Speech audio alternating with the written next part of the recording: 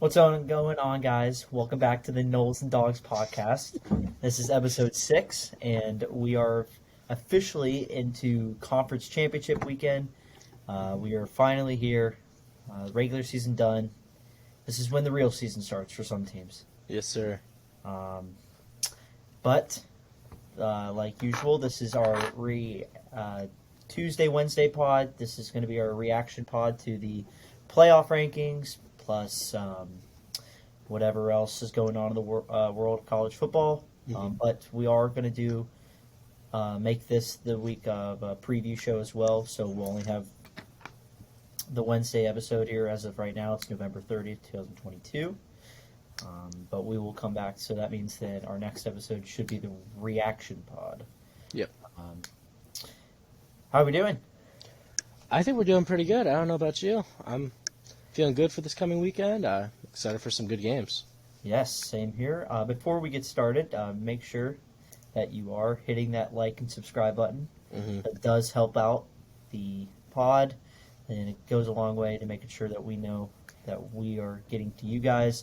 Episodes are also out on Spotify, Amazon Music, and soon we'll be getting out on Apple Podcast. Yep.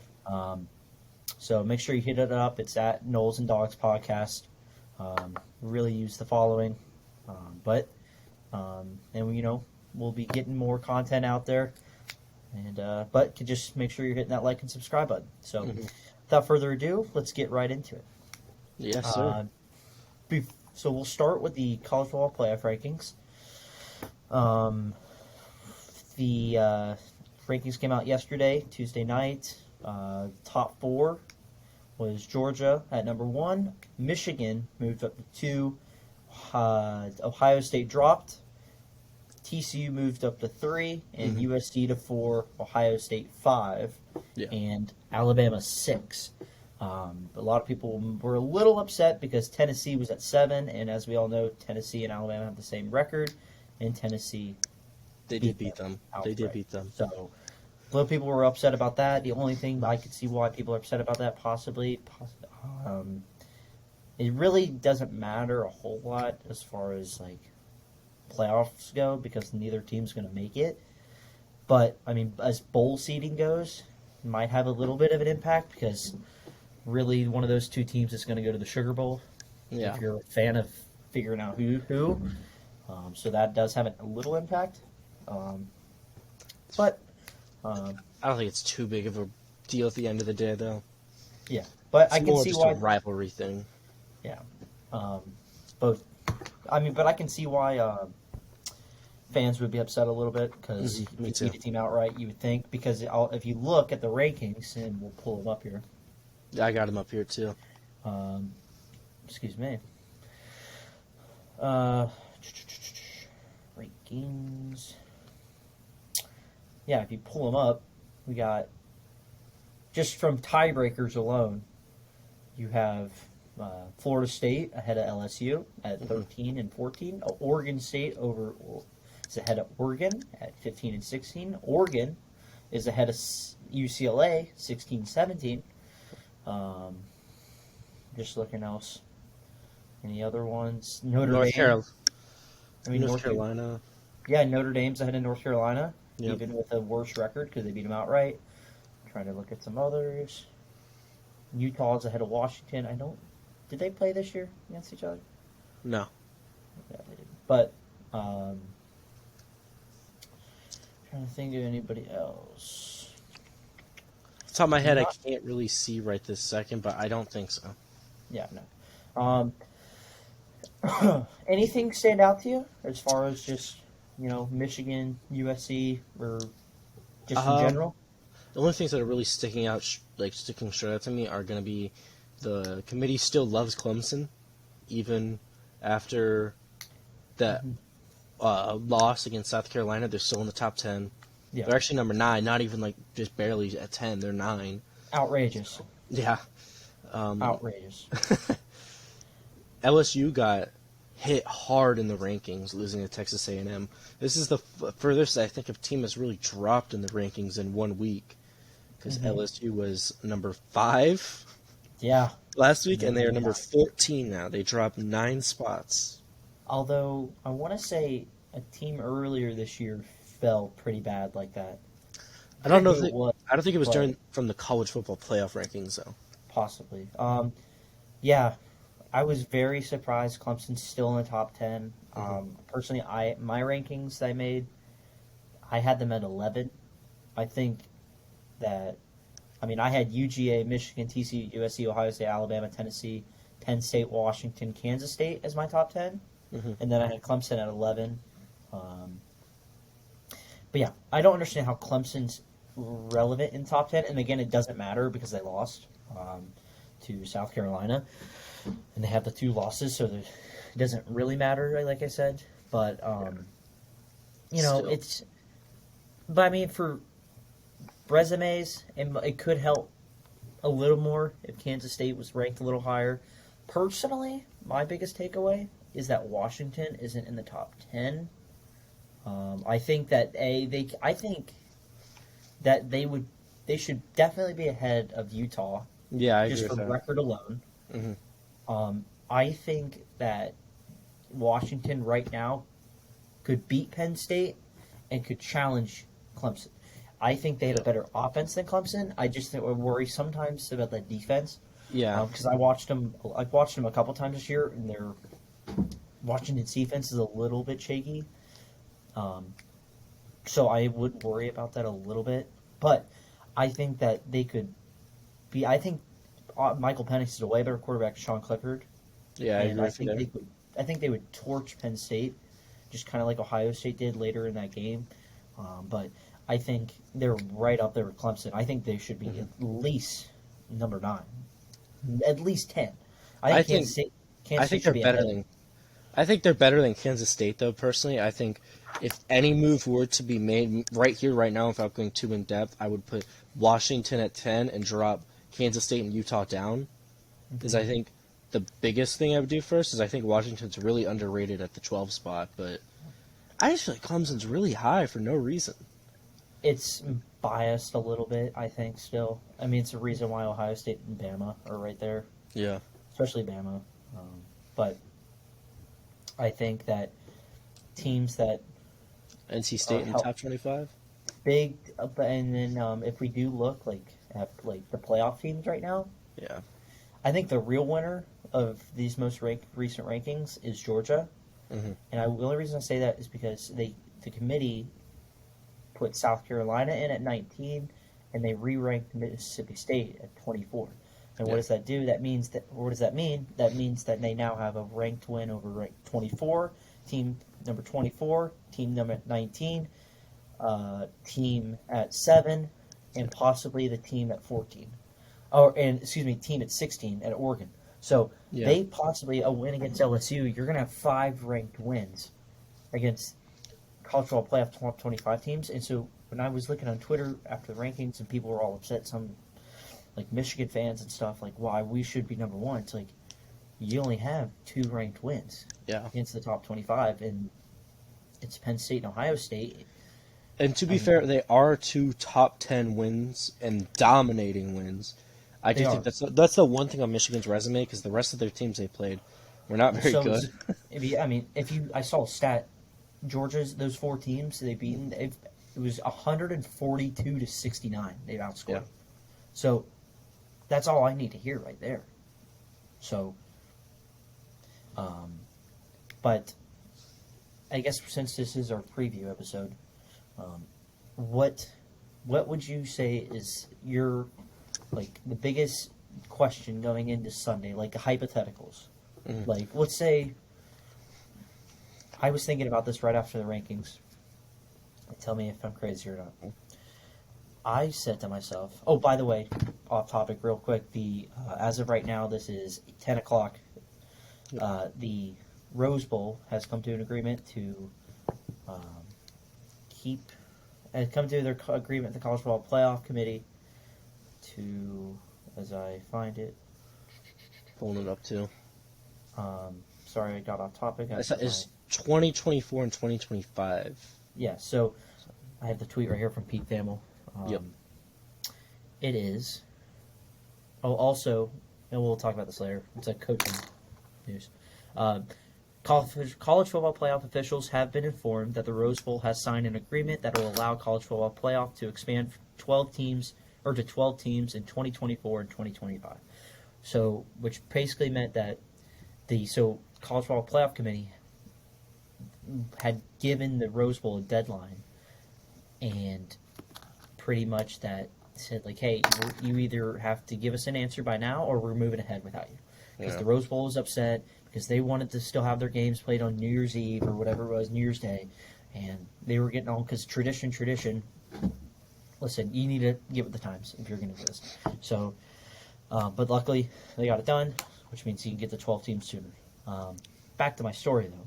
I don't know, any quick thought about that, or you want to continue? No, I don't have much of a thought about that. The only thing I thought was weird was the fact that they were worried about it getting moved from New Year's. Like, I think they can work more with that than anything else, is keeping the 6 on New Year's, but... I think it mostly also had to do with the parade, because I think the parade's always done on New Year's Day. But, I mean, come on. You can move. There's nothing else going on in Pasadena, I can tell you that. Yeah. 364 days out of the year. Anyway, back to my original thing. So I was sitting there Tuesday night right after I heard Reese Davis crapping all over my Georgia Bulldogs again because he went to Bama. He always thinks Michigan's better. He thought they were better last year. He said the same thing last year. I put Michigan ahead of them. I was thinking, so can we say like Georgia and Michigan are locks regardless, right? Yeah. Okay. I agree, yeah. Would you say TCU is a lock regardless of the outcome? I don't think so, because I think the committee really wants Ohio State in there. So, I think they are a lock as long as they don't lose by, I would say, more than 2 touchdowns. Okay. So, my only point to that would be is Kansas State was up 18 on them before, I think... Martinez went down. No, it was way before, or way after. Well, excuse me, Will Howard. Oh, yeah. He just went out like the first drive of the game. That game, because I remember watching it. So I'm going to say, hypothetically speaking, if TCU loses, USC loses, I was thinking, would you move TCU, because we know the committee's not really the biggest fan of them, otherwise they would have moved them up a little while ago, I think. Yeah. I was thinking, what is the possibility that you would... Because do we agree both that USC would be eliminated if they lost? Yeah, I agree with you. Or do we need to have the discussion about conference title games shouldn't be penalizing again, especially when you're comparing teams that aren't playing? No, I think the committee has set the precedent, especially in 2017, that losing a conference championship is worse than not being able to get to one when Auburn missed out. Yeah. Because they lost and Alabama didn't play that weekend. I think they've set that precedent now, and they can't. I don't think they'll go back on it. So I think if USC loses, they're done. That's the end of their season. All right, that's what I'm thinking. So, my thought was if USC's out if they lose. I don't think they'll lose this weekend, but we'll get to the preview later. I keep saying LSU. USC loses. Yeah. Let's say TCU loses by like 10 points. So it's nothing crazy. Because it does help though, because they already beat the team already. So, whereas like USC, you're losing to the same team twice. Yeah. So let's say TCU loses, but it's small. But USC loses, so they're out. Would there be a scenario, and we'll say Georgia and Michigan win, where Ohio State would jump TCU, even with the one loss, because TCU wouldn't have the title, but TCU would still make it, so it'd be like Georgia, Michigan, Ohio State, and TCU. Would you see a scenario where they might do that, or are they afraid possibly they don't want the rematch? So what I want, this is exactly what I think is going to happen in that scenario. Okay, I think if TCU loses, but USC also loses, I think TCU's in, and Ohio State jumps to 3. I do think that happens. So for one reason, because I think more than anything, they want ratings, and a Michigan versus Ohio State rematch on a neutral ground is a ratings monster. They I would think love that if that could happen, I even with honestly, the rematch. yeah, I think that would be a way bigger like talking point than because I remember how last year there was talks that possibly Alabama or Georgia, for who it was. Was it Bama wasn't in the top four at the time last year? Um, Maybe yeah. No, no, After they lost to A&M. no. They were ranked third, I think, Okay. and I think because Georgia and Bama like flip flopped, but they Oh, were was there the worried. talk if Georgia beat Bama? No, so no, there was talk if no, because Bama had the one loss and Georgia didn't. No, there Yeah. was talk that if since Georgia won or lost, Hmm. Bama was obviously going to go to one, but Yeah. where there was talk where if would Cincinnati jump to three and Georgia go to four, and then would you have the rematch? I think, yeah, I kind of agree though. Ohio State, Michigan would be a way bigger seller, and Yeah. that's where I'm coming. Even when we already saw Michigan blow the doors off of Ohio State, I Hmm. still think that that would be a they. I don't think they would be afraid of that, especially on a No. neutral field. And I always say to myself, it's always hard to beat the same team twice. Yeah. I mean, you can just look at the Georgia Alabama games last year. We lost by 17 conference championship.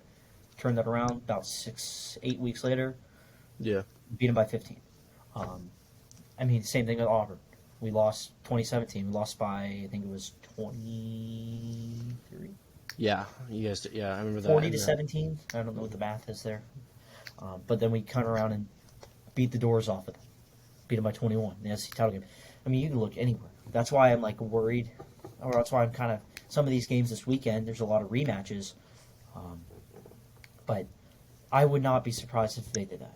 That's what I was thinking. I don't know what you thought, or if you had any other scenarios. so this is how I think the top four is really going to work out. Is I think the first two are locks. No matter what happens, I think they're guaranteed a spot in the playoff. Yeah, But I think in a scenario, if USC wins and TCU loses, TCU is out. I think they're still in. I don't think they're still in because I think Ohio State jumps them. Because I think But TCU does have a better strength as the best strength of record or strength of schedule or something. I saw mhm, like they're ranked number one among yeah, the rating for. the Good. problem would be if they lost to Kansas State. I think that just hurts them more than USC. Than you know what I'm saying? Like I think TCU losing would hurt them really. Like I think it would drop them to 5, like right then, because I still don't think the Um, committee wants them in the playoff. I think they could. Well, I don't know about that. Um, I think though, no, because I think they would have.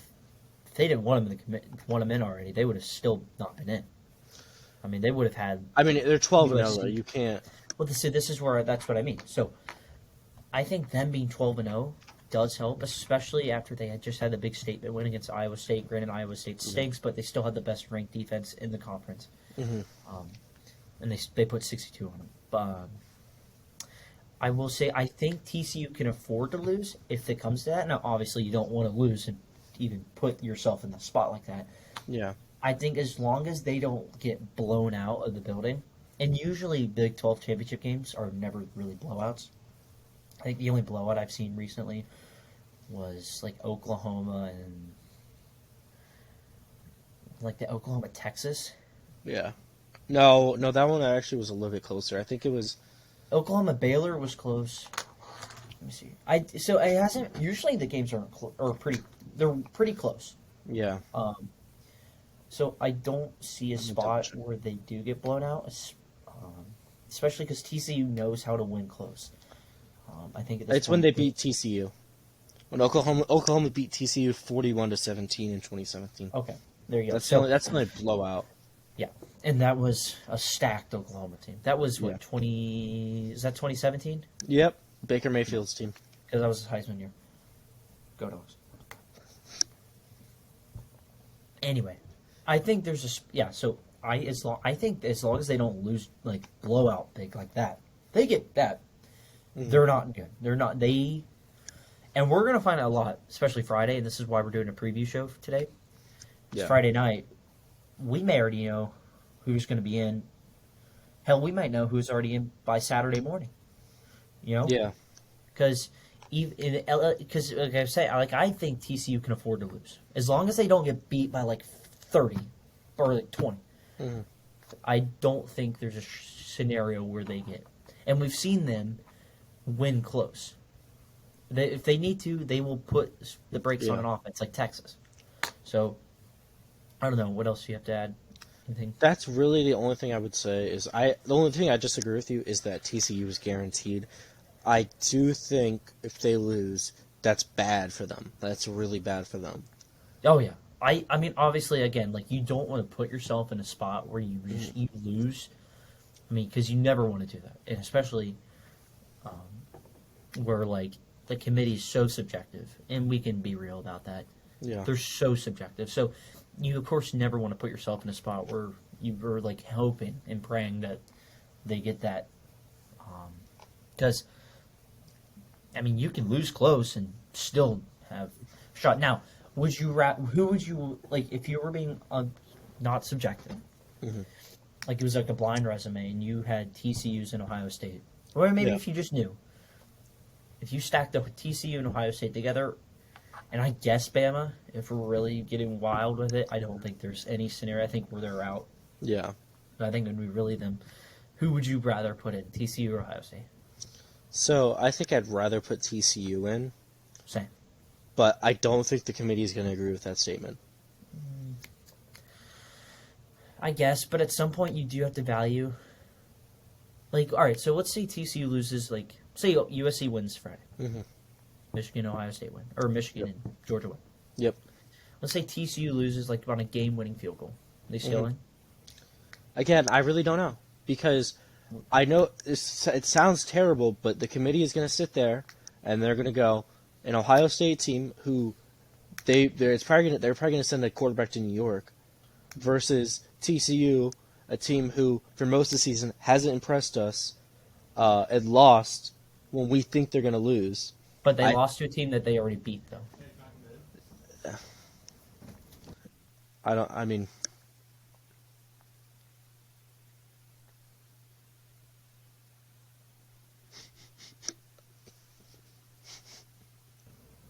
All right, anyway. I'm sitting here and I'm thinking, I think there is a really high chance the committee sits there and goes, Georgia, Michigan, USC, Ohio State. And I think part of it's a financial reason, but if TCU loses, they desperately they need a USC to lose on Friday if they lose. I guess. I mean, I think TCU is kind of locked in already. I think they're a team that, as long as they don't just get crapped on, I think they will be set. I think they're fine. But obviously, you don't want to even test that. Now, I do seeding-wise. There's a shot if they lose and USC wins, then you flip-flop them or something. Quick question also, because apparently it's now a question, or it's now even being talked about. How much do you think Michigan needs to win by to chop Georgia? Regardless, like, just say Georgia wins like 34-14. Yeah. How much do you think Georgia, or if Georgia, how much do you think Michigan has any shot to be number one? The only chance Michigan has to be number one is if Georgia wins in a close battle, right? Or loses. Or obviously if they lose, yeah. But if Georgia wins in a close one, like a 21-17, something like that, right? And Michigan wins like 56-0, and J.J. McCarthy throws for like 400 yards, they pick the ball off 5, you know what I mean? Yeah. Like they just take him to the woodshed, right? I think in a scenario like that, they might flip him. Maybe. But I also think in that scenario, it's USC loses, Ohio State wins, so they can get the rematch on TV. Oh, they would 100% do that. That's Harbaugh, would be a total piece of crap and would just he would take the Orange Bowl, or not take the Orange Bowl. He would take the Orange Bowl, yeah. No, he'd take the Peach Bowl for sure, and he would send Georgia out to Arizona. Yeah. Oh more yeah, than likely. Oh yeah, because number one seed has that option, don't they? which was Yeah. I was surprised. So this is why I was surprised last year when Bama chose to go to the Cotton Bowl. I guess that's closer, in theory, Then what was the other option? The Orange the Bowl? Orange Bowl. That's why I was surprised because I guess it's more of a Nick Saban's a disciplinary type of guy, right? So I I know guess they've I played guess there a lot though. yeah, they've played there a lot, but I guess the thought is, what's a way to cut out distractions? Let's go to Dallas Yeah, there's not instead of really- Miami, That's true.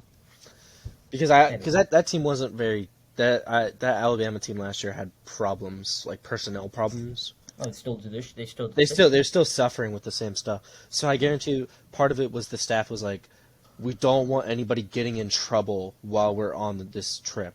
Yeah. Let's go to, if we're gonna pick between the two, let's pick Dallas. Yeah. And I think if we stick with the same four we have now, which I think we end up having, I do too. I think Georgia's definitely gonna take the Peach Bowl. Make Oh, 100%. make USC fly across the country. It's going to be another Oregon spot where Yeah. it's literally they're gonna beat. Apparently, there's not a lot of LSU fans. I've heard a lot of LSU fans are going this weekend. Yeah, You're LSU gonna- fans do travel well though. They do, but now, it's going to be a sea of red this weekend. Yeah. And God forbid USC has to come in. Oh my God! I was there for the Oregon game, Mhm. and let me tell you right now, we're talking about. It was probably about 97-3 and fans for Georgia, and obviously, so you're Yeah. 90 miles away from Athens. But holy cow, there was like 2 little spots of green, and that was it. That place was insane. I will say it definitely won't be like that if that happens, only for the one reason being is that USC does have a very rich and very large alumni base because the school has like 56,000 students a year. So like If Georgia went to USC tomorrow and played there tomorrow, yeah. there would be more Georgia fans there than there would be. I USC. don't know. I don't There know. would be 100%. Listen, they go to UCLA in a couple of years. Mhm. Oh my God! No, I agree. UCLA, yes. USC, do this. they care a little bit more at UC. They would do the same dang thing. I think it's and- gonna be 60-40. I think it's gonna be 60-40 in Oh Atlanta. no! Oh, I know that. I know what you're saying. it's I know gonna what be you're saying. 80. It'll be 80-20 if anything. I think you're overdoing it there. 100%. Because I We think can- like They 'cause travel. Last year, they're talking about I was looking at the Pac-12 game, right? The Pac-12 championship. It was like 98% of the tickets have been sold to families in Los Angeles. Well, Because they just have more money. Like they just outspend everybody else. no, Georgia fans travel as good as anybody in the country. Yeah, I agree That's with not you. even a biased statement. No, I think they travel well. It was That- 7. They said it was like 70-30 at the national title game in Indianapolis. And it was. I mean, we took over Notre Dame a couple years, like back in 2017. Yeah. They took over. Like the entire stadium is red. That's at South Bend, and they Yeah. are about as rich in football as it gets. Mhm. So, you talk about overwhelming. I think. I do think there are going to be more USC fans than there were Oregon fans. I think that too. I think that, but there's not a shot. It's that close. Not a shot. Only reason I think it will be closer than you think is, like I said, USC hasn't done anything in Georgia over a fans- decade. Will buy all those tickets. You can't tell me a campus that's 90 miles away from the city that they're playing in is going to have not as many fans. Well, the only reason I would say it, I think they're going to have more fans, but I just think because ticket prices are going to be expensive for that game, I know. and I watch USC fans spend a lot of money. Like their Georgia games- fans. Oh, they will spend their money. Like a USC home game costs like $140 for a ticket. So do most Georgia games. It's just some of the Not bigger bad. games. Well, some of the bigger games. I mean, I watch Georgia podcasts, the Baxter Street Boys. Shout Yeah. out. Both of them already bought their tickets. They're not afraid of that. Now they better not get screwed that they lose in the Michigan Hops, because then that'll not be Yeah. happy. But anyway, that's for a story for a different time. Let's move on, unless we have any final thoughts. Nope, I don't think I have anything else. Only thing else to add is Florida State is getting that love from the committee. That's what we're talking about. Love Number to see it. 13. Number 13, let's go. Cheese it bowl bound. Love to Yes, see it. sir. I'd love to see it. We'll talk about this towards the end of the show. Are we going to be doing more Sundays? Is it going to be a just reaction pod from conference championships and then the playoff? Mm-hmm. Like just reaction? Well, we'll need. Or We'll do the show on Sunday, the reaction show, and then we'll have to do a show on Tuesday because that's when we'll find out. Like, no, Sunday. oh, Sunday. Sorry. Sunday's right when Sunday at noon. But they usually they say noon and then they don't release them till like freaking 2:00. So, but we'll figure that out. We'll probably do a 1-1. We'll probably do first. We'll talk about the championship 4, and then we'll talk about the actual reactions to the games after. Because I have a feeling the games are not going to be as interesting to talk about as the playoff.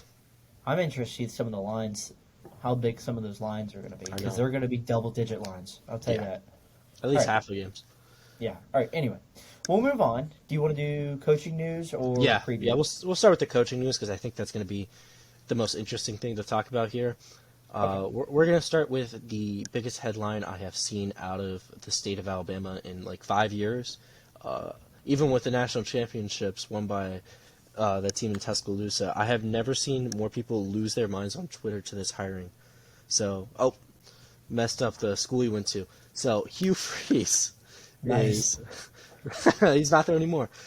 Hugh Freeze is the next head coach at Auburn University. I don't know where to start with this hire, to be quite frank with you, because on one hand, in a football perspective, this is like a football vacuum perspective. This is a great hire, even. Mm-hmm. This is a guy who's won at the SEC level. He's competed with Alabama. He's beaten Alabama. He's beaten Nick Saban Alabama. He has coached 9-win New Year's Six Bowl teams in the SEC. He won a ton at Liberty. From a football-only perspective, this is a fantastic hire for Auburn. Yes. And then we cut to the other side. The dark side. Yeah. So, I don't know how you feel, but some of, like, the adultery stuff with, like, the hookers and stuff, I don't take too much personal stock in that just because, like, I don't really care about his personal life. That's between him and his family. But the off the field, like, the bribing players and then the whole thing at Liberty where he was sending messages to girls accusing players of sexual assault saying, don't go to court over this. I think that's the only red flag with Hugh Freeze, because I do think it's going to mess with the fan base a little bit, but winning cures everything in this sport. So, if Hugh Freeze wins 9 games next year, nobody's going to care. Yeah. So, my takeaway is Auburn will do whatever it takes to win. Mm-hmm. This is such an Auburn move. They did this in basketball with their basketball coach. What's his name? Anyway, the basketball coach there, the men's basketball coach, had not similar stuff to this, but like had some off the court issues. Mm-hmm. But they still hired him, and he's done a great job there. Like a really good job. But they're not afraid, and this is a new AD in. This is, I forget his, it's Cohen something. He's from Mississippi State. They not afraid, obviously, to make a ballsy move like this. And apparently this was like, Auburn's always their first choice, but this was their first choice always, and that they always were, but they wanted to also, I guess, look around, like with Kiffin and stuff, possibly. Although I haven't seen anything that they actually offered him anything. So they obviously had their heart set on Hugh Freeze. He's, from a football perspective, like you said, like he's done really well. Like he did really good at Auburn, or not Auburn. Hopefully, maybe he will. Yeah. Ole Miss, he did really good at. He was a solid coach at Liberty. I know they had a rough ending this year. But I think last year they had 9 or 10 wins last year. Yeah, and they just joined the FBS level just 3-4 years ago. They're a relatively new program, and he brought them. They got ranked for the first time in program history this year. They beat Arkansas this year. Did they play BYU this year? Yeah, they played them. Actually, I don't know. Hold up. I want to say they beat them because I think I saw something about pulling up their schedule right I now. know Notre Dame played BYU. They did. They did beat BYU. They beat They did. them 41-14. Yeah, I mean, you beat a solid BYU team. Yep. I mean, they're nothing special, but like it's a solid BYU team that beat Baylor, and Baylor is a solid middle of the pack Big 12 team this year. Yep. I mean, you just, I guess you're just kind of selling your soul to the devil a little bit here. Yeah, but at the I same mean, time, I guess it's just really you're just accepting. You're not really looking. You're not judging the person at this point by what they've done in the past. More about what they're about right now. mhm, I know he's already keeping Cadillac Williams on staff, so which is a good move, I they think, to upgraded win him over to the fan associate base. head coach. Yes, I guess if something happens where you got to fire him again, you always have Cat. Yep. I do know that, like, I know the special teams coordinator and the linebacker head coach. I knew him. I know that guy at Auburn. He just got released though, Yeah. so hopefully he finds something. But yeah, I mean, we're gonna see. We'll see how the Auburn fan base responds to this, especially if they start losing. You just hope that that doesn't maybe happen. Now, obviously, I'm not a big fan of Auburn because they're one of our rivals, but Yeah. we're going to find out real fast. Now, do I think they're going to be better than they were with Harsin? Of course they are. Yeah. I mean, I think they are because I think Hugh Freeze is a better recruiter. yep. I think he's just a better coach in general. Mhm. I don't think Brian Harsin was built for the SEC. I always thought it was a stretch higher anyway. They got him Yeah. from where they get him from Boise State. Boise State. Yep. Yeah. And yeah, Yeah, he I was don't. Yeah, go he was a horrible hire. I think the biggest thing to talk about with Brian Harsin is the fact that his job at Boise State wasn't even to build the program there. He was more or less keeping the ship afloat after Chris Peterson left for Washington. Yeah. So just there was no scenario in which the hire looked good from any perspective other than he won games. So I think Mm-hmm. I think they did make the right football hire. We'll just have to see if they can control the off the field stuff. If they can control the off the field stuff, I think they've made a fantastic hire for the Yeah. future. 100%. No, they just, they just like he said, they just got to make sure nothing happens. Yeah. Because something, I think he's already closing in on his last strike. Mhm. You can't be fooling around anymore. So, Yeah. and I don't think he will. I think he understands how big Yeah, of an I think opportunity he it is. understands this is a big opportunity for him in that there's not really any more pulling around time. So, we'll move on to our next coach, and we'll just Yep. kind of skim through these because none of these aren't super big. Yep. Georgia Tech removes the interim tag from the interim at the time, Brent Key. Mhm. I think this is a good hire. I think I this is a guy that came in, or I think I forget what his original position was, but this guy that got labeled as the interim coach when they were 1-3, Yep. and he finishes the season 5-7. 5-7. Yeah. Yep. So he wins more than he lost. He went So 4-4 as the interim head coach. I mean, that's about at as good Georgia as you can do.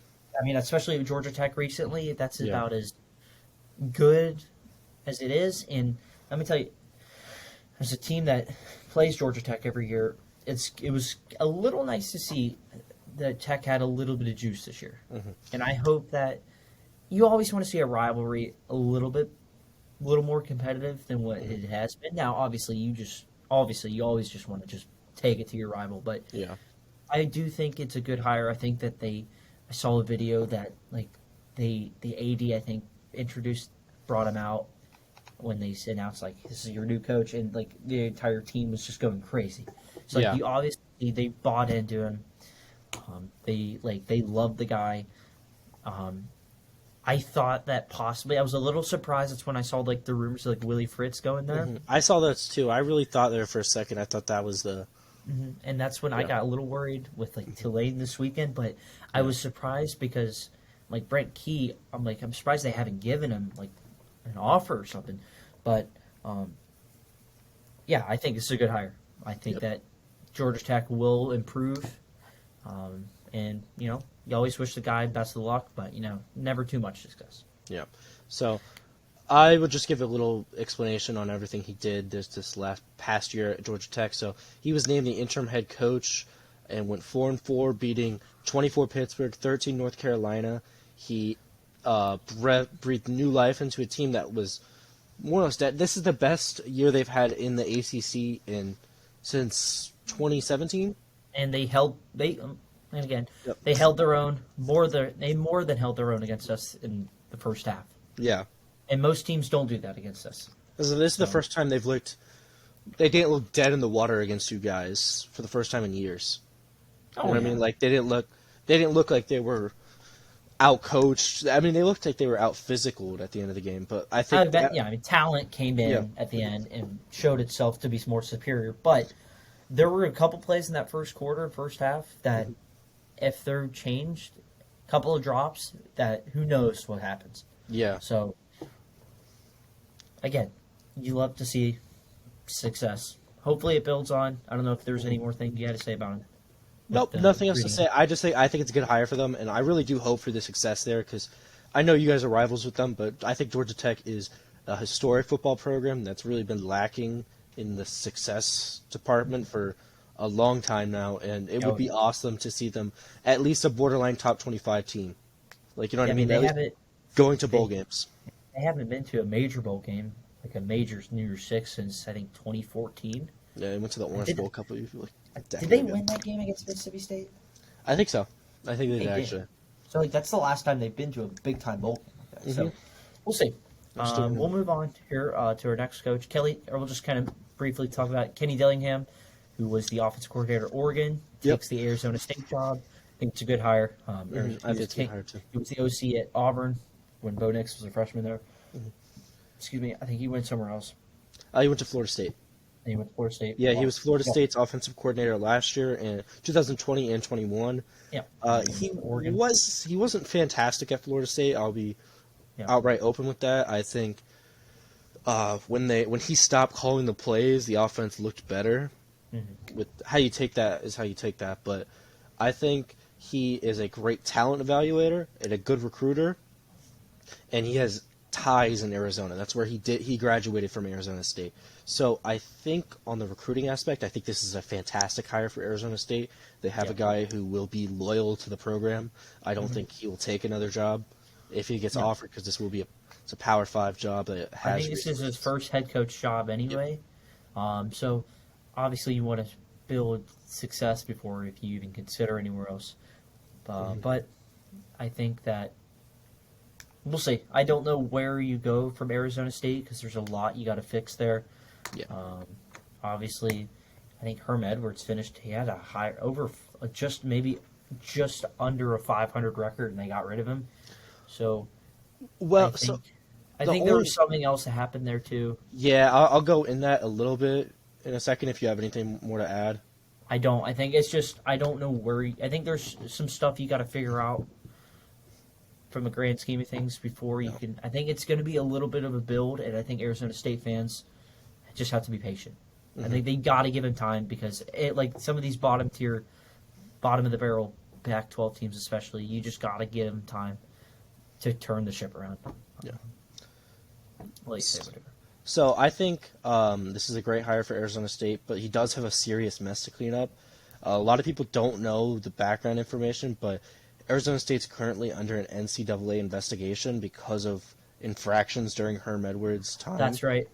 Because I remember he was more or less committing violations during COVID when you were only allowed to recruit at certain times, which doesn't mean you can't contact players, but he was bringing players in for visits during NCAA, like, you're not allowed to do this hours. So there's a chance the school can get on a scholarship probation. Yeah. But I think this was a fantastic hire for them because he's a good talent evaluator. So even in a situation where they're limited on scholarships, I think he can still get good players out of walk-ons and out of guys who just are there to help. I mean, at this point, even scholarship stuff, you can just go to the transfer portal. Anyway. Exactly, yeah. I mean, the transfer portal is about as big as a weapon. It's franchise. It's college football free agency. Yeah. I mean, and look what he did with Bo Nix this year. So, I think this is a good hire. So, we'll end it here, and there's not really much else to say about that. We'll see what he does there. Just two quick things. Colorado is still open. I really don't. Deion Sanders has been the only names I've been hearing to that job, and who knows if he'll actually take it. And then David Shaw, who's the coach at Stanford, finally resigned. It seemed like he'd been there forever, and they really hadn't been doing much. So Stanford's open for business now, and USF is still open as far as I know. I think there's probably a couple more. I'm trying to think of any more that there might be more. There was a news thing I saw on Twitter, and I wanted to see. It was about West Virginia. West Virginia plans to keep Coach Neil Brown through the 2023 season. The current administration made the decision after discussions with Ren Breaker, who is the new athletic director, who was hired today. Remember, they did get rid of their Obviously, they got rid of their AD a couple weeks ago, but they are keeping. I know Brown signed a 2-year extension last year. I think it was last year or this year, but they're at least keeping him in this year. I know my parents are big time West Virginia fans. My dad is, but they like him. I just think they said that he thinks my dad thinks that they need more time. I think time is one thing, but at some point I need to see progression, and I just haven't seen that from him yet. He finally beat Oklahoma, though. He's the first coach to do it, West Virginia, since 2008. So, I mean, maybe. I did see some positives this year. They have a quarterback now. He's a true freshman that started this year, came in the middle of the year. He looked good. I forget his name, though. But he was a 5-star. He was like one of the first 5-stars they've had in a while at quarterback. And he looked good. He did look good. He beat Oklahoma State to finish the year. They were 5-7. They're not going to be bowl eligible. But they went into Stillwater. Stillwater's still a tough place to play. Yeah, they went in there. Yeah. They beat Oklahoma. They played. It's hard to evaluate them this year because JT Daniels was so bad this year for some reason. I don't know how, but he was. JT Daniels isn't bad. I mean, but he just did not look good this year. They finally this freshman was their third quarterback. So we'll see. I think this is why they're giving him an extra year, because they want to see how this carries over, because they finished the year strong. How they carry over is going to be interesting to see. But like if he lays another 5-7 stinker, I would not be shocked if he's fired middle of the year. I think he has to win at least 7 to 8 games to keep his job. But West Virginia is not really at the top of our list right now. But I do think, as a supporter of the Mountaineers, family-wise, I think if they like him, be my guess. I know a bunch of Mountaineer fans, and they all seem to enjoy him. So, we'll see. But I think that's all we had for coaching news. Yeah, I don't think there's much else to say. There's a couple guys who I think going into next year will be on the hot seat, and I think there's a couple guys who, if we were making betting odds, I think they get fired. Specifically, I think Jeff Hafley at Boston College. Oh, him. I think he gets fired. I did see Dana Holgerson, I think, will get fired at Houston next year. Forgot. Cincinnati's open. Yep, Cincinnati is open. So I heard 2 guys. The Ohio State's, I forget what his name. I forget his position, but he's like really good. I forget what his title is though. He's not a coordinator or anything, but he's assistant head coach. Maybe, but he does really well. Like he's good with like recruits and stuff. Like he helps Ryan Day out with that stuff. Him and then Tom Herman. I heard Tom Herman, but I've also heard Tom Herman's name linked to another job in the American Conference, USF. I've heard that before too, so I don't really know what Tom Herman's doing. And Herman's not bad. And people forget he had a pretty good record at Texas. But since Texas is Texas and they think they're the cream of the crop, they fired him. He had a plus 500 record. Like he was consistently getting at least 8 to 9 wins. And it just wasn't good enough for them. So So I've heard that Cincinnati's not a bad job, especially going to the Big 12. That's not bad at all. But yeah, so I think that's all I can remember. All the other ones, yeah. As far as I know right now, it's like you were saying with any favorites, maybe Jimbo Fisher. I don't think Jimbo gets fired still because of that contract. I think Billy it's just, Napier possibly. I could see Billy Napier. That's the only one. Because I don't know if you ever use With it, all the Coach's Hot Seat website where they rank as to who they think has the hottest seats in the sport. I think Mel Tucker's up there too. Mel Tucker, if Ryan Day gets blown out again by Michigan, do you think he gets? Yeah, I don't think he gets fired, but I think he's like that seat is burning hot. Like you lose another game, you're done. I don't think it's not even losing. If you get your butt whooped again, Mm-hmm. no. Neil Brown, obviously. Nobody else. Mike Leach, maybe. He hasn't really No. done anything at Mississippi State. Mississippi State, they got a brand new athletic director. I don't think Yeah. they'll be looking I to mean, move yet. You just finished up year 3, and the most wins you've had, I think, is 8 wins, 8 or 9 wins. So I think you finally won your first Egg Bowl in 3 years. So that will keep him with the job for at least another year.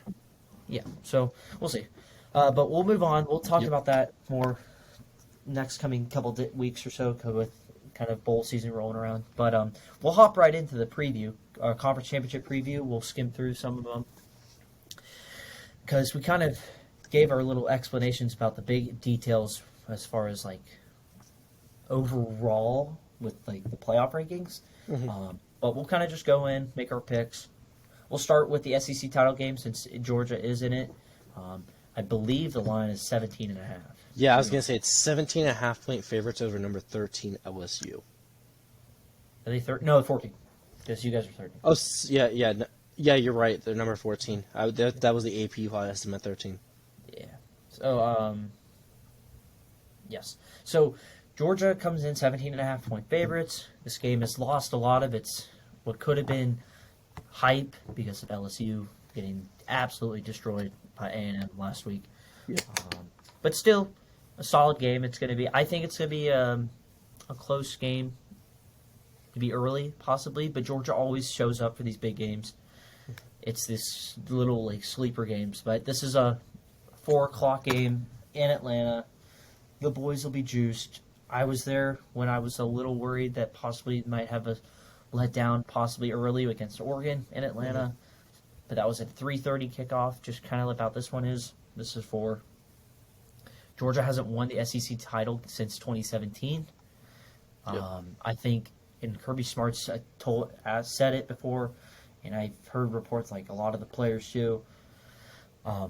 They want to win this one, especially some of these seniors that have been to the SEC title game multiple times, and they just have yet to win one. I think Stetson Bennett might be the only one because he was on practice squad back in 2017. I don't even know if that. Do you even count that though? Because he wasn't an active contributor to that raw. Like you know what I mean? I guess unless you had just because they get a ring, but yeah. Yeah, it's like these guys, a lot of these seniors want one bad. And I think Georgia wants to prove, like, hey, we're the top dogs right now. But they need to go out and prove it. And they've lost. They haven't won. They've been to, since 2017, they've been to 17, 18, 19. They've been to 4. This will be their 5th one in 6 years.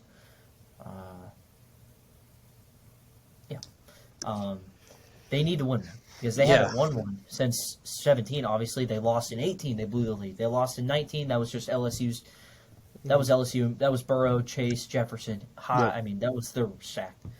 And then they lost in 21, where they blew a 10-point lead in early second quarter. They'll be ready to go. I think they dominate. I just pray we get the tight ends involved. I've been saying it all along. But they need to start fast. I think they will. I think the defense is buzzing right now. And I think as long as we keep the running game going,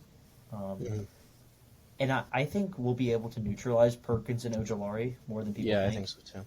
Because Broderick Jones and I think it's Warren McClendon who's on the outside, they are really good at blocking. Stetson Bennett doesn't get sacked a lot, and that's good. And he is mobile too, so I think he'll be able to get out. Yeah. Usually, I mean, the last few times we played Brian Kelly, though, they have been close games. It'll be interesting to see how they respond after losing. But I think we dominate. I think it is too. Yeah, I hope we just need to get the tight ends involved and start fast, come out, get the crowds could be buzzing. Let's just get it going early and often. That's all I keep saying it every year. Let's get ready for the playoff.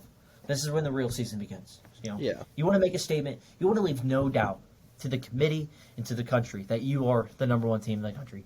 Don't let Michigan fans and anybody else try to give them any sort of life. Yeah. I don't want to hear it. Any thoughts before we move on to the next game?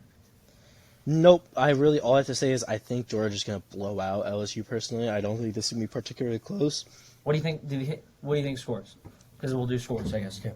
I guess 38-14 or something like that. I don't see LSU being able to do much on this, and I feel like they'd be a deflated team after losing the week before to Texas A&M. Yeah, I agree with you. I think we win. Excuse me. I think we win 34-14. Like you said, LSU. I just can't see them generating enough offense. Yeah. Against us. If we play our game, we'll be fine. So, all right, we'll move on then to the Pac-12 title game, which is Friday night. USC-Utah rematch of a couple weeks, probably about a month and a half, 2 months ago. Yep. Utah, who won back earlier in the year, 43-42.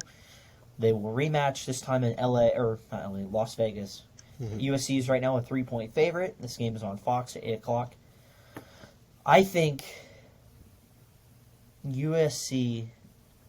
Now, this is different. This is when I do think this will be a close game. Yeah, I agree with you. Because Cam Rising seems to always play well against these Pac-12 teams. Mm-hmm. Aside from 2 weeks ago when they played Oregon, and he struggled. If you look at their schedule, though, every game they've lost has been on the road against somewhat of a decent opponent. Well, not really, but just somewhat. I don't know what it is about him on the road. He just struggles a little bit, but he played really well last year he plays really well in these upper big time Pac-12 games. Yeah. And since this is a neutral site, I expect him to show up. I saw a stat from their Utah's tight end. Forget his name. I'm looking it up now. Here, you can talk. I'm going to find it real quick. Okay, so all I really would have to say about this title game is I think USC is going to win this because the last game they lost to Utah earlier this season was a late-night game all the way in. It was in Utah. The officiating wasn't great, and they lost by 1 point at the very end of the game because Utah decided to go for 2. Yeah. So I think not only has USC gotten better since then, I just think they are just better in every aspect of the game. The only thing that Utah's really going to have on them is a better defense. But USC's offense is so good, and their defense can turn the ball over. Yeah, I think they're plus 20 or something. Yeah, it's ridiculous because they let everybody score on them, and then they just turn the ball over It's strange, but so I do think they win. I think it'll be close. I think it's going to be 42 something. So, you know what I mean? I think my two things. Oh, go ahead. What were you going to say? 42 what? 42, maybe 34, around there. So you think USC covers? I do think USC will cover. Okay. So, two things.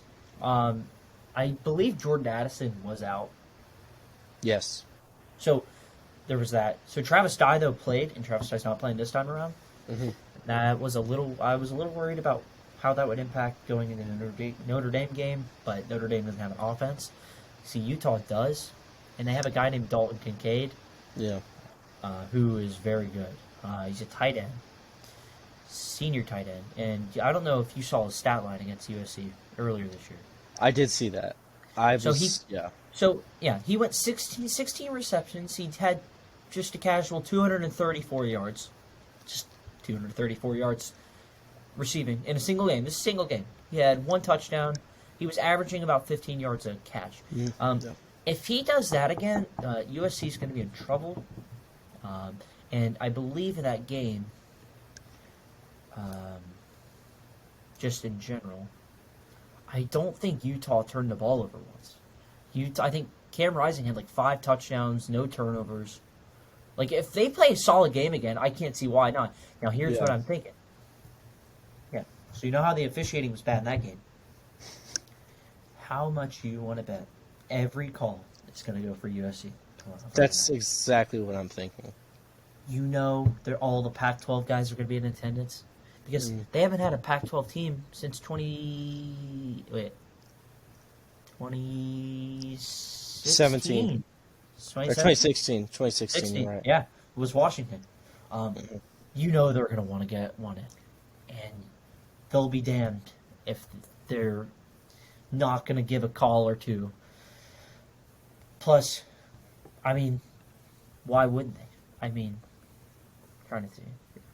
Yeah, I think this is a close game. Now, it could go either two ways. It could go whereas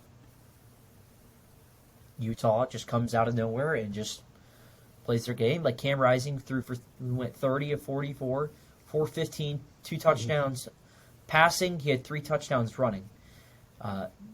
In that game, Travis Dye did have 11 carries, 76 yards and a touchdown. Caleb Williams went 25 of 42, 381 and 5 touchdowns. Like, this was it took a 2-point conversion to win. Yeah. I think USC comes out and makes a statement, though. Me too. I think they're like, listen, we're not going to mess around. I think we know what's at stake, and we don't want to just squander this opportunity. So I think they come out ready to go, and I think they win. I think it's a high-scoring game, though. I don't know what the over-under is. I think it's sub 60-something? I think it was 66, maybe. It was really high. It was really high when I was looking at it. This to me feels like I think they do cover, too. I think this is going to be pushing like a 40... God, I don't even know, like a 44, 45 to maybe like a 45. I want to say like 45-40 game, 45-38 game. Like, this is back and forth. Now, recently, though, Cam Rising has struggled a little bit with turnovers, and this is where I get a little worrisome because he didn't have it against USC earlier this year. But again, we know how hard it is to beat the same team twice, and especially in the same year.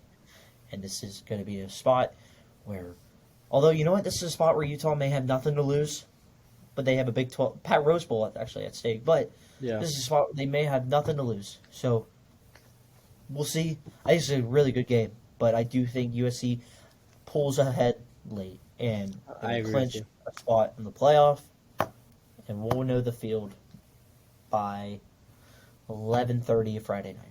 Yep. All right, we'll move on to unless our next TCU loses. I still think they're in, as long as they don't get blown out. We'll move on to that game. Big 12 title game, Kansas State, TCU. The noon kickoff on ABC. Game day is there, I believe. Yep. 2.5 is this cover, or is the spread right now. TCU is favored. Talked about this already earlier in the show. I think the biggest thing is, from TCU's perspective, they can't fall behind like they did last time. Because they can't be just rely on trying to knock out the quarterback again. Yeah. They need to start faster than what they did the last time. Because in that first game, they played, because remember, Kansas State lost. They blew, I believe, final score was, I will say, while I'm looking this up, I think, like the biggest thing is, for me, TCU, like I said, just can't fall behind. Like, they need to, I'm not saying they need to come out and score 21 points out of the gate, but let's not fall behind. I think it was like 17-3, or something like that early in that game. Not even 17-3 because they had 28. It was like 21-7 or something stupid like that early. And then it was 28-10. Like, you can't do that. And it really came down to Adrian Martinez and Will Howard getting injured for TCU to really claw their way back because they laid like crap in this first half of that game. So they need to stop the run because they struggled against stopping the run in that first game, and they need to not fall behind them. Your thoughts while I'm looking up the stats? Only thoughts I have are I think this is a must win for TCU because I don't mean you disagree on this, but I really do think in a scenario where they lose, they miss the playoff in the first year under Sonny Dykes, and I really don't know if they can go back to that because I don't think they're going to be able to get those good Gary Patterson recruits year in, year out. So I think At this point, though, I think TCU is running the state of Texas. Mm-hmm. If you look at just this year, and I know the only thing that's going to hurt them is they're a private school. I think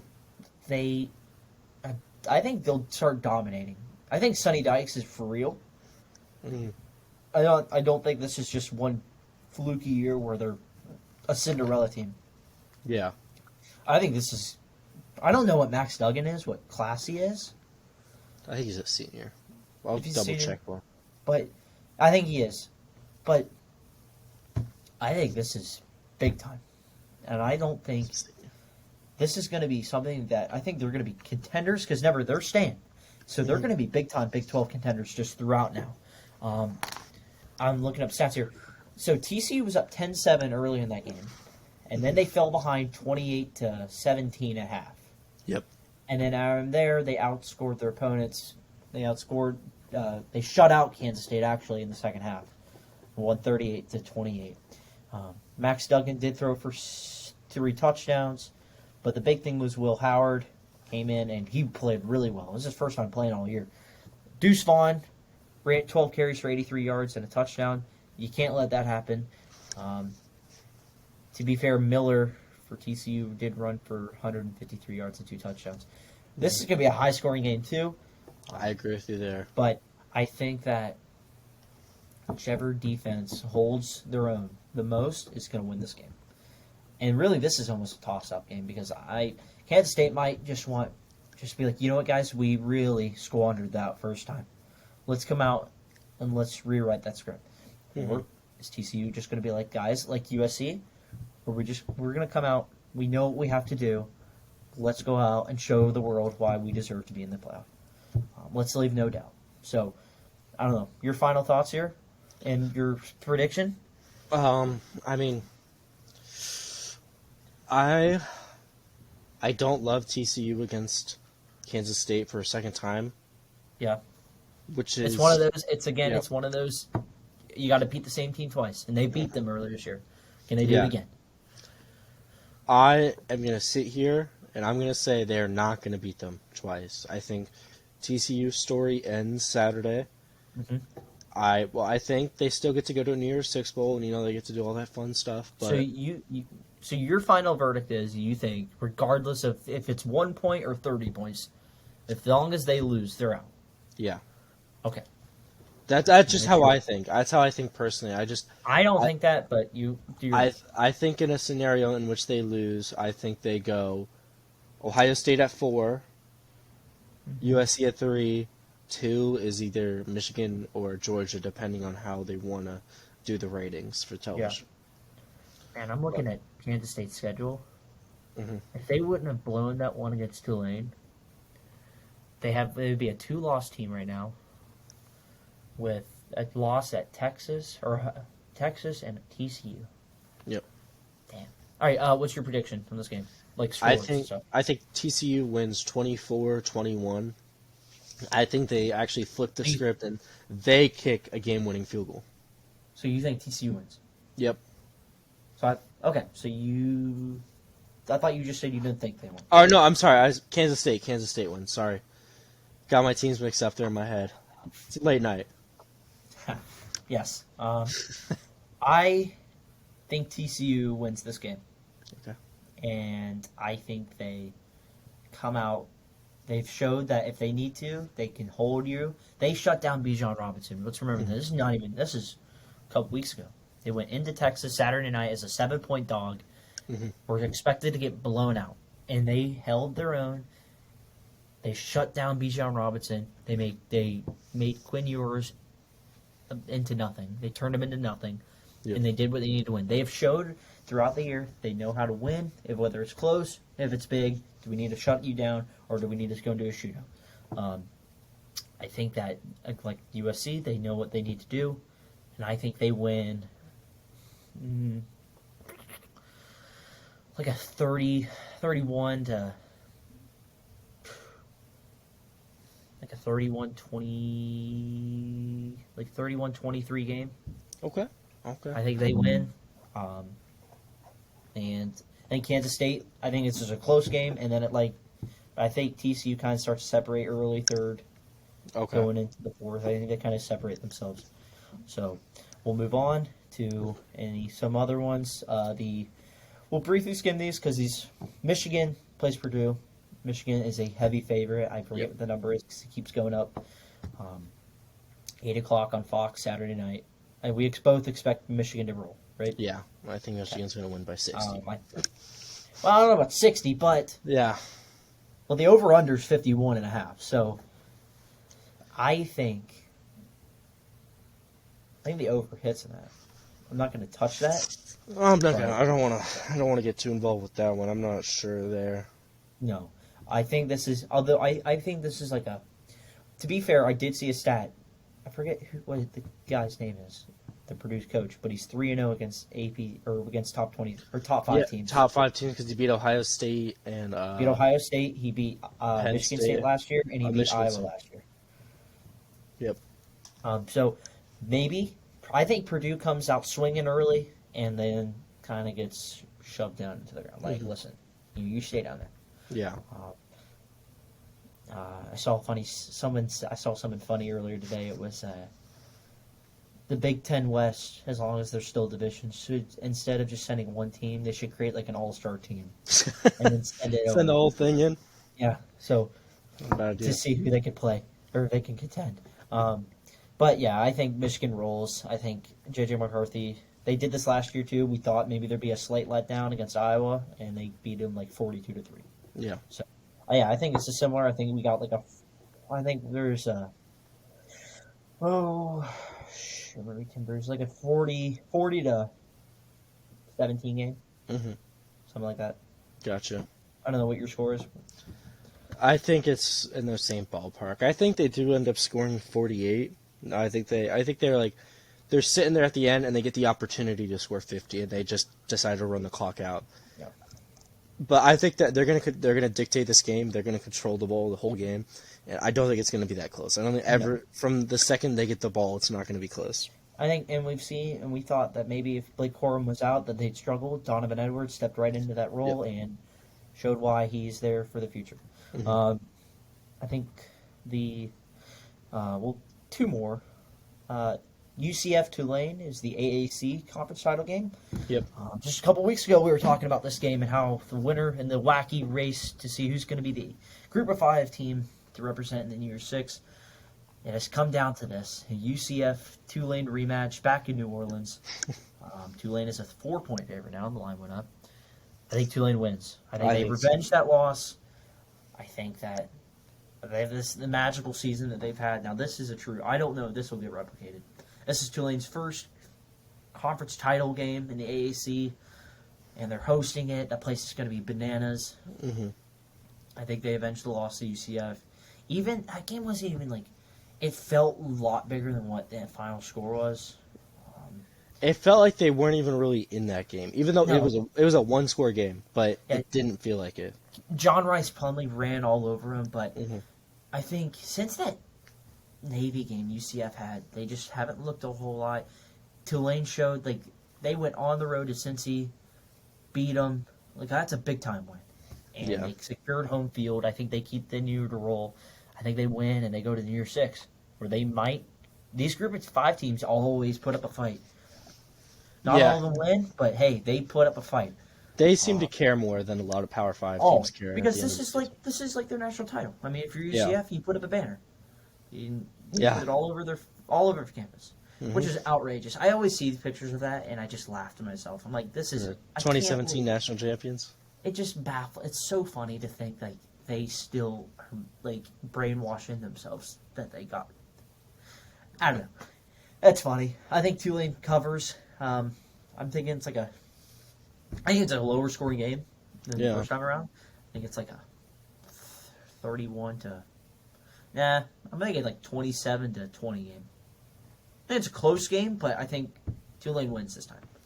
I agree. I And think Tulane wins. then, although that line is 4, so I would not be shocked if UCF Tulane wins outright. I would not be shocked if UCLA or UCF covers. Excuse me. Yeah.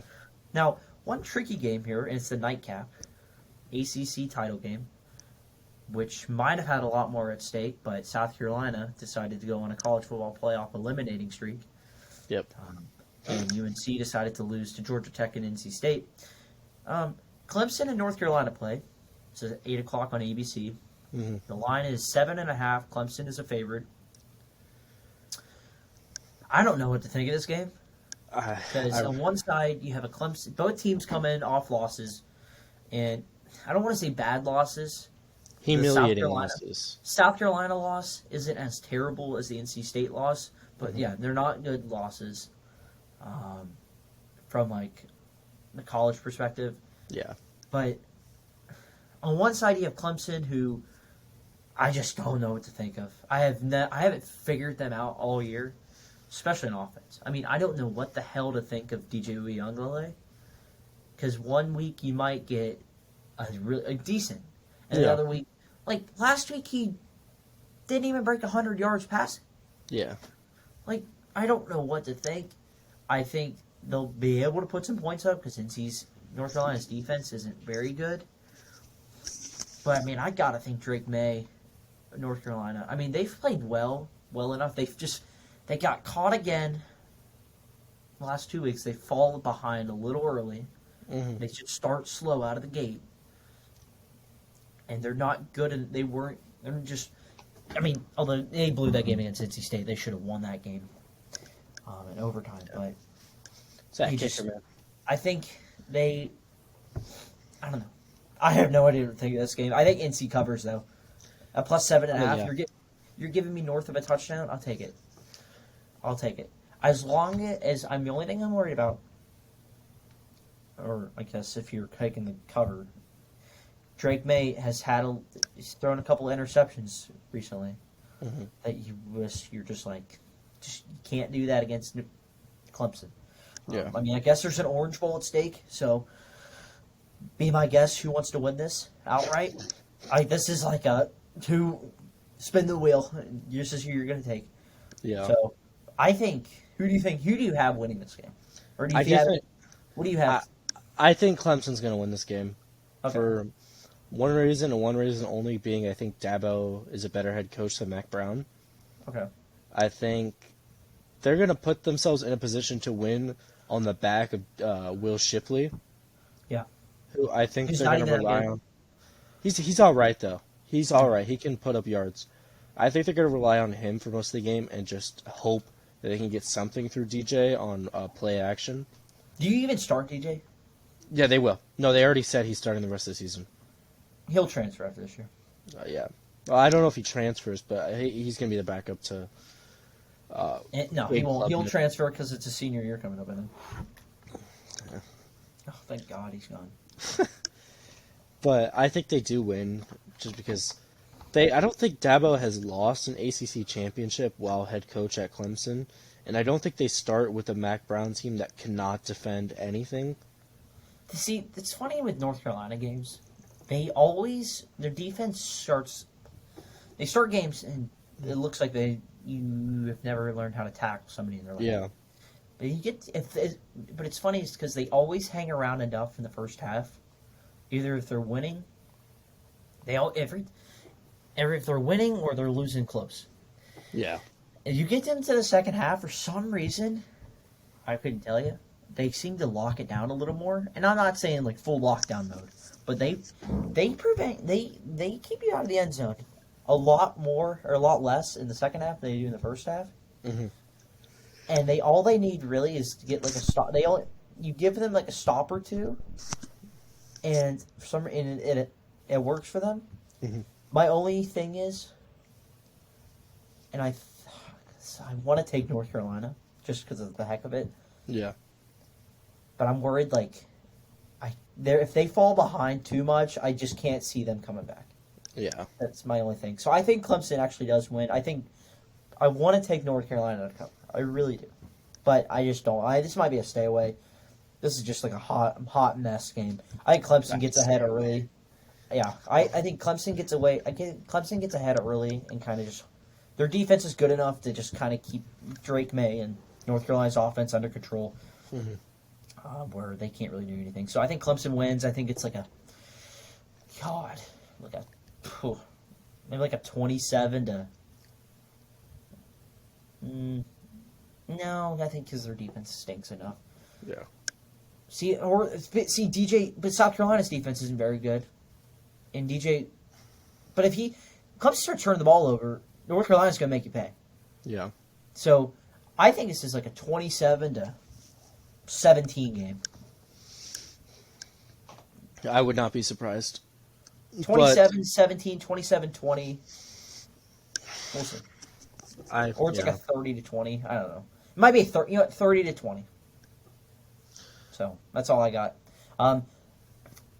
Anything else you want to do? Or those preview games? No, I don't have anything else to say. Not anything else really to say. The only other thing I'll add is, I don't know what the state of Clemson is going forward. I think they are. We're watching the decline of Clemson right now. Well, they don't. Yeah, go ahead. Because they refuse to use the transfer portal at all. Mm-hmm. They have never really been the top recruiter of the ACC. Even in their top years, they were still number 2 or number 3. They just get the big ones. They get the good, like the quarterbacks. They can really recruit good quarterbacks, but I don't know what to say. See, it's hard because some teams like mine don't really use the transfer portal, and it works to an extent. Now it's not like Georgia doesn't use transfer portal because they do, but they get like the hidden gems. Yeah, it just Clemson's Dabo Swinney's refusal to even consider it is what's really I think holding this program back, and I think that either some changes do need to be made to the coaching staff. I think that. Something, maybe a different coordinator here or two. I don't know. Yeah, I think maybe get Uiagalelei out of there. Yeah. And see what happens. I think Klubnik's better. I mean, he hasn't been crazy good either this year. No, but he's still a better head coach. But give him a full season to start. Yeah, give him a full season to start and see what you got. But yeah, I mean, I think they win the ACC again. It's shitty. Well, as crappy as they've been. They haven't been too bad, but it's crazy because they seems like they stink, and they're gonna be 11-2 if they win tonight or tomorrow or Saturday. When they win a bowl game, they'd go 12-2, finish a record probably in the top 8. Yeah, and then we think, and then they'll be a preseason top 5 team again. And this will be the same story next year too. So, quick couple best bets. Unless you had some other final thoughts about Clemson. Nope, I'm good. I don't want to speak on that. Right. So, a couple quick. Best bets, just in general this week. Akron plus 11.5. Okay. Buffalo. It's a makeup game. I got USC minus 3. I believe I took. So I had UGA minus 14. I handicapped it a little bit. I would not be surprised if they cover though.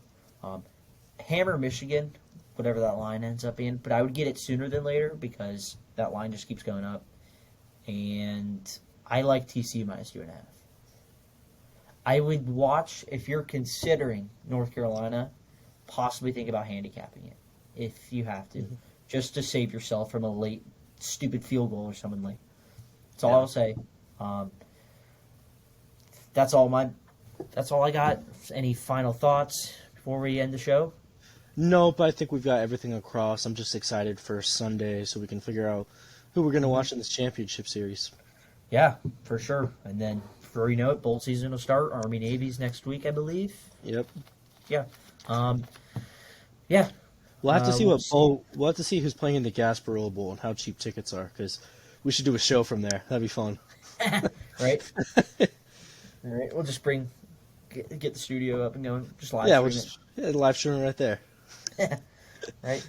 We'll see. Yeah, we'll have to see where Florida State ends up. who they're playing.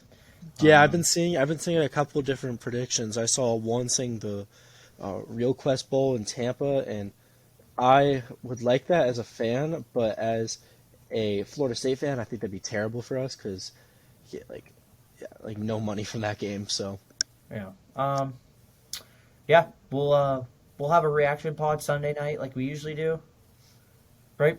we will. Yeah, We'll do Sunday we will. night. We'll discuss all the games, and we'll briefly talk about.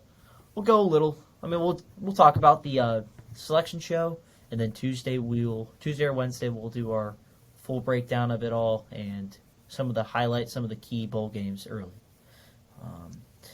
And like I said at the beginning, just please hit that like and subscribe button. Tell your friends and family about it. Please. We're just do. trying to grow the show. Hit us up on Spotify or Amazon Music, like we said earlier. Also, we'll be getting on Apple Podcasts soon as well. We're trying our best to even- get on there. Yeah, even if you watch the show for a couple minutes, I'm gonna try to get some clips up, just little segments in between. But even if you watch it for 5 minutes or an hour, it really helps. When you just hit that like button, hit the subscribe button. Trust me, it goes a long way for us. So that's all I got today. Anything? Last comments? Nope, I think we've got everything across, and I'm excited to see what happens next. Sounds good. Awesome. This is the Knowles and Dogs podcast. Signing off. See you guys.